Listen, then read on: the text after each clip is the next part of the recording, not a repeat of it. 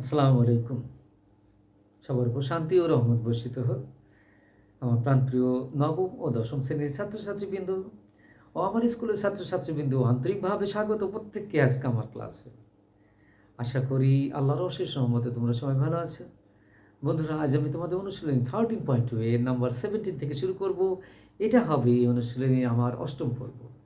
চলো বন্ধুরা, প্রথমে আমরা পূর্ব পাঠের কিছু প্রতীক এবং সূত্র বোঝার চেষ্টা করি। গুণোত্তরধারা প্রথম পদ a, সাধারণ পদ r, পদের সংখ্যা n এবং n-তম পদ হলো a × r⁻n-1 আর সমষ্টি h সমান a × 1 - r⁻n/1 - r যখন r এর মান 1 থেকে ছোট হয়। আর যখন r এর মান 1 থেকে বড় হয় তখন সমষ্টি h সমান লেখা যায় a × r⁻n-1/r-1। এখন আমরা 17 নম্বর অঙ্কটা করব।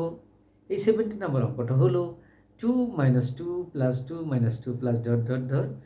হ্যাঁ, ধারাটির 2n + 2 সংখ্যক পদের সমষ্টি কত? হ্যাঁ, এইটা আছে প্রশ্নে। আমরা এখন সলভ করার চেষ্টা করছি। 2 - 2 + 2 - 2 +... হ্যাঁ, এই দেখো, এই গুণোত্তর ধারা প্রথম পদ a সমান কত? 2। সাধারণ অনুপাত r সমান কত? দেখো, আমরা দ্বিতীয় পদ -2, তার পূর্ব পদ 2 দ্বারা ডিভিশন করলে হয় -1। ওকে, তাহলে এটা একটা গুণোত্তর ধারা।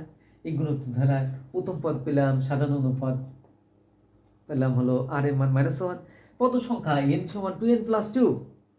দেখো, সমষ্টি আমাদের বের করতে বলেছে, যেহেতু r এর মান -1, হ্যাঁ, r এর মান -1 তাই 1 থেকে ছোট, এ কারণে সমষ্টির সূত্র হবে কি a × 1 - r⁻n/1 - r। ওকে বন্ধুরা, তাহলে এখন এখানে সমষ্টি h সমান লেখা যায় a × 1 - r⁻n/1 - r। লিখলাম, এর ভ্যালু কত? 2 বসালাম, এই 1 চিহ্ন 1, আর এর ভ্যালু হলো -1, আর এই পদ সংখ্যা n এর পরিবর্তে বসবে 2n + 2, তাই বসালাম।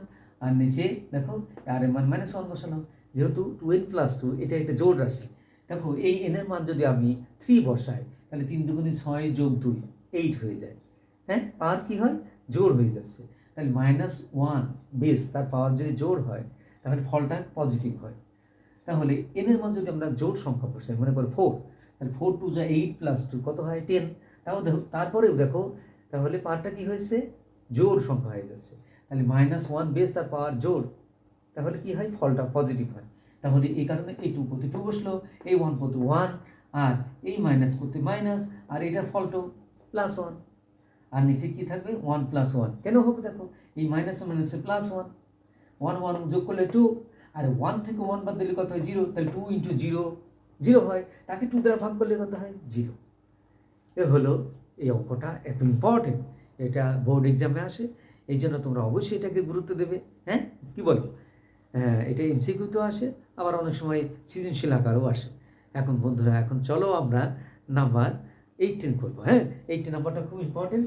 হ্যাঁ, এটা যেটা আছে সেটা হলো প্রথম n সংখ্যক স্বাভাবিক সংখ্যা ঘনের সমষ্টি। ঘনের সমষ্টি দেওয়া আছে হলো 441 এটা দেওয়া আছে। হ্যাঁ, এটা থেকে আমাদের n এর মান বের করতে হবে। আর আরও কি বলেছে দেখো, প্রথম n সংখ্যক স্বাভাবিক সংখ্যার ঘনের সমষ্টি 441 হলে n এর মান নির্ণয় করো। হ্যাঁ, এবং ওই সংখ্যাগুলির সমষ্টি নির্ণয় করো, ওই সংখ্যাগুলির সমষ্টি নির্ণয় করো। ওকে, তাহলে চলো আমরা প্রথমে এটা সলভ করার চেষ্টা করছি। হ্যাঁ, ওকে, সমাধান আমরা কি লিখব? আমরা জানি প্রথম n সংখ্যক স্বাভাবিক সংখ্যার ঘনের সমষ্টি সূত্র। হ্যাঁ, প্রথম n সংখ্যক স্বাভাবিক সংখ্যার ঘনের সমষ্টি, স্বাভাবিক সংখ্যার ঘনের সমষ্টি,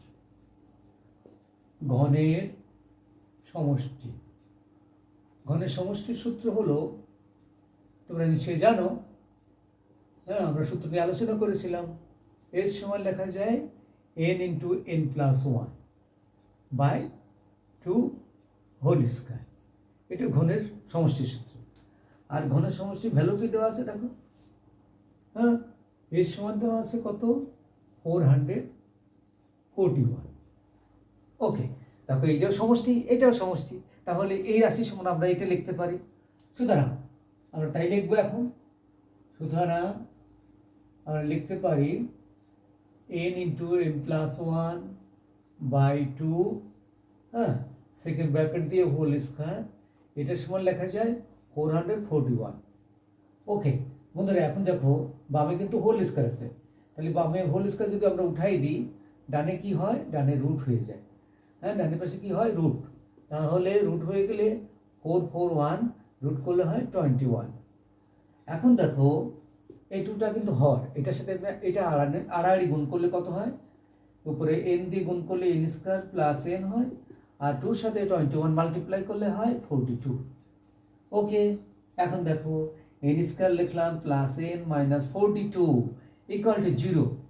ওকে, আমরা এখানে একটু ফ্যাক্টরাইজ বা মিডলটা করবো, হ্যাঁ, 7n মাইনাস 6n মাইনাস 42, এটা আমরা মিডল টার্ম করলাম, উৎপাদকে বিশ্লেষণ করলাম। এখানে n কমন নিলে হয় n প্লাস 7, এখানে 6 কমন নিলে হয় n প্লাস 7 ইকুয়াল টু 0। কি বলো? ওকে, এবার আসো আমরা লিখতে পারি n plus 7 into n minus 6। কি বলো, ঠিক আছে না? ওকে, এখন আসো আমরা এখান থেকে হয় লিখি।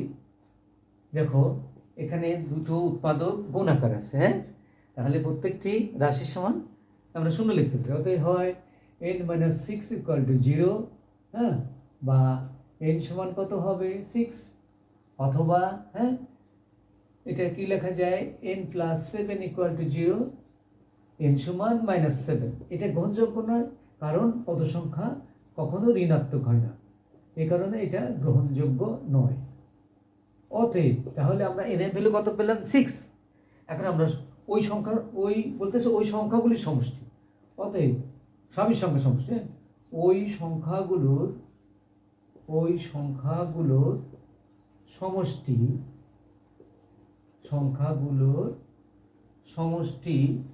এর সমান, হ্যাঁ, এর সমান লেখা যায় n into n plus 1 by 2। ওই সংখ্যাগুলির সমষ্টি মানে স্বাভাবিক সংখ্যার সমষ্টি। ওকে, দেখো n এর ভ্যালু কত আমরা পেয়েছি 6, তাহলে 6 প্লাস 1 বাই 2 এর ক্যালকুলেশন করে হয় 21। তাহলে আমরা অ্যান্সার কি পেলাম, অ্যান্সার পেলাম n সমান হলো 6 আর s সমান কত পারেন 21। ওকে মাই ডিয়ার স্টুডেন্ট, এই প্রশ্নটা আমি আবার রিপিট করছি বোঝানোর জন্য। দেখো প্রথম n সংখ্যক স্বাভাবিক সংখ্যা ঘনের সমষ্টি 441 হলে n এর মান নির্ণয় করো এবং ওই সংখ্যাগুলির সমষ্টি নির্ণয় করো। তাহলে দেখো আমরা জানি প্রথম n সংখ্যক স্বাভাবিক সংখ্যার ঘনের সমষ্টির সূত্র হচ্ছে n into n plus 1 by 2 whole square. আবার এই ঘনের সমষ্টি ভ্যালু দেওয়া আছে কত, দেখো 441। তাহলে দেখো এইটা হলো ঘনের সমষ্টির সূত্র, আর হলো ঘনের সমষ্টি ভ্যালু দেওয়া আছে এটা। ওকে, তাহলে আমরা এই রাশির সমান আমরা এটা লিখতে পারি, এখানে তাই লিখলাম। বামে হোল স্কয়ার আছে, এই কারণে বামের স্কয়ারটা যখন উঠাই দেবো তাহলে রুট হয়ে যায়, তাহলে 441কে রুট করলে 21 হয়। এই দুটা দেখো হর, এটা নিচে আছে, এইটার সাথে 21 যদি আমরা মাল্টিপ্লাই করি তাহলে 42 হয়। এই 42 সমান চিহ্ন বামে আসলো। এখন আমরা এটাকে মিডিল টার্ম উৎপাদক করছি, হ্যাঁ, 6 7 42 হয়, তাহলে 7n থেকে 6n বাদ দিলে হয় প্লাস n। এই দুটোর মধ্যে আমরা n কমন দিলে n প্লাস 7, এই দুটোর মধ্যে মাইনাস 6 কমন দিলে n প্লাস 7 হয়, তাহলে n প্লাস 7 কমন গেল, থাকলো n মাইনাস 6। দেখো এই দুটো রাশি কি আকার আছে, গুণ আকার আছে, তাহলে গুণ আকারে থাকলে প্রত্যেকটি উৎপাদক বা প্রত্যেকটা রাশি সমান শূন্য লেখা যায়। ওকে, তাহলে n মাইনাস 6 সমান কত 0, তাহলে n সমান 6 হয়, আর n প্লাস 7 সমান 0, n সমান মাইনাস 7, এটা গ্রহণযোগ্য নয়, কারণ পদ সংখ্যা কখনো ঋণাত্মক হয় না। অতএব এখন চেয়েছে তাহলে n এর ভ্যালু কত পেলাম 6 পেলাম। এখন বলতেছে ওই সংখ্যাগুলির সমষ্টি মানে স্বাভাবিক সংখ্যার সমষ্টি, হ্যাঁ, n into n plus 1 by 2, n এর ভ্যালু কত 6, এই n এর ভ্যালু 6 প্লাস 1। ওকে, দেখো 6কে যদি আমরা 2 দ্বারা ডিভিশন করলে 3 হয়, 3 সাথে যদি 6 প্লাস 1 7 মাল্টিপ্লাই করলে কত হয় 21। Okay my dear student, I hope that you have understood. তোমরা এখন ভালো থাকবে, সুস্থ থাকবে, এই দোয়াই রইল। আল্লাহ হাফিজ, আসসালামু আলাইকুম।